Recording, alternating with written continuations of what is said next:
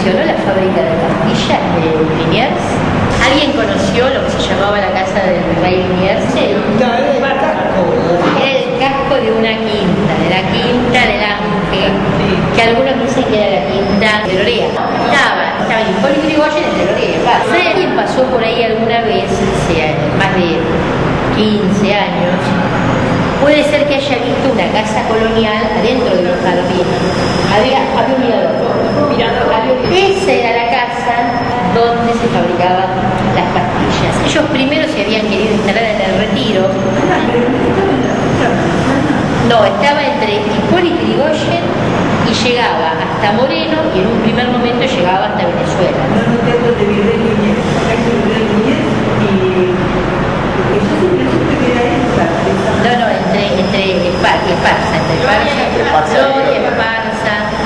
Era bastante amplia, la quinta era mucho más grande de lo que nosotros pudimos llegar a ver.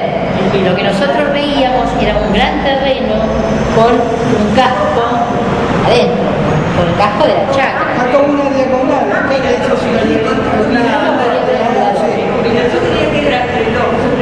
cuando, claro, los chicos, estaba abandonado, como los varones, cuando eran chicos, se podían filtrar, terminaban conociendo la casa, porque la casa estaba abandonada. ¿Cómo decís, Cora? Vive a 4 cuadros. No. En la otra manzana, No. no hay un resto ahí.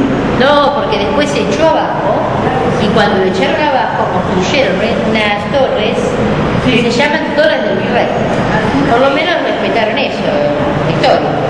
¿Cómo se llamaban las pastillas? ¿O el packaging cómo era? Me intriga. El packaging era un recipiente de hojalata, porque las pastillas no eran chiquititas.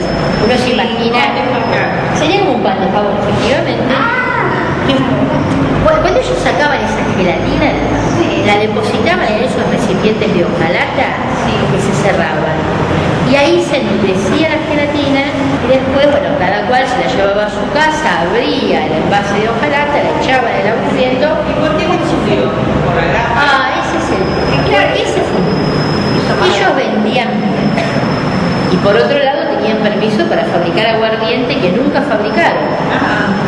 Y era imposible fundirse fabricando aguardiente. Además, porque dijiste con reserva de mercado. Así que estamos hablando de 200 años antes, ya reservaban la zona de venta. Claro, o sea que no podía tener competencia.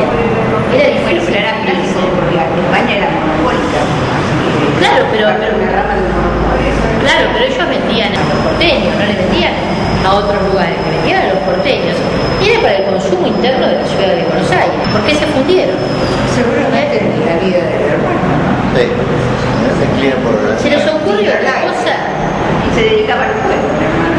El hermano se dedicaba al juego.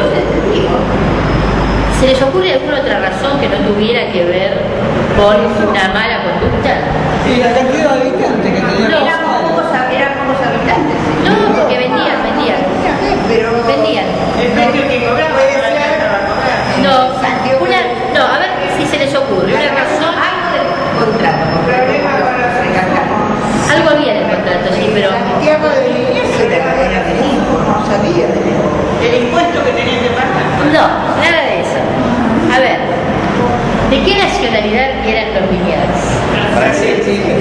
Franceses. Los empleados que tenían los Liniers también eran franceses. Ya se había producido la Revolución Francesa y varios de los empleados estaban sospechados de ser simpatizantes de la Revolución Francesa. Entonces los persiguieron, los encarcelaron y los deportaron. Y una de las teorías que existen es que verdaderamente no se fundieron. Decidieron terminar con el negocio para no ser perseguidos ellos, Santiago y el hermano. Esa es una de las teorías, porque parece muy difícil que alguien se haya fundido si podía fabricar. Apoyaban a la Revolución Francesa. No, ni Santiago de Liniers ni el hermano, pero los empleados a lo mejor.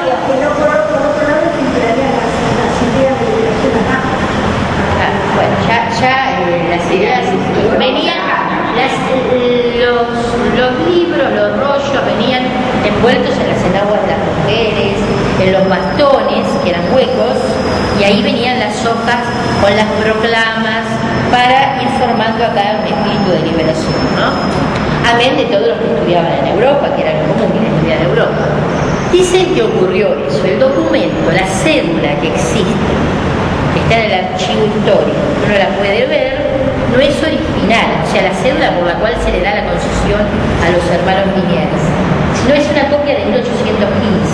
Para 1815 se había fusilado ya a Liniers, que lo fusilan en 1810, y siempre el fusilamiento de Liniers fue como la piedra en el zapato para la revolución.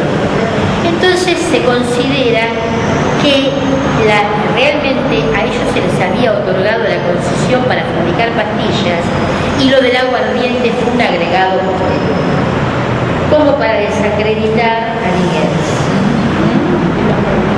Ahora, se hayan ido porque se fundieron, hayan dejado la fábrica porque quisieron preservar la vida, la realidad es que a Liniers le quedaron las deudas porque el hermano se elaboraba.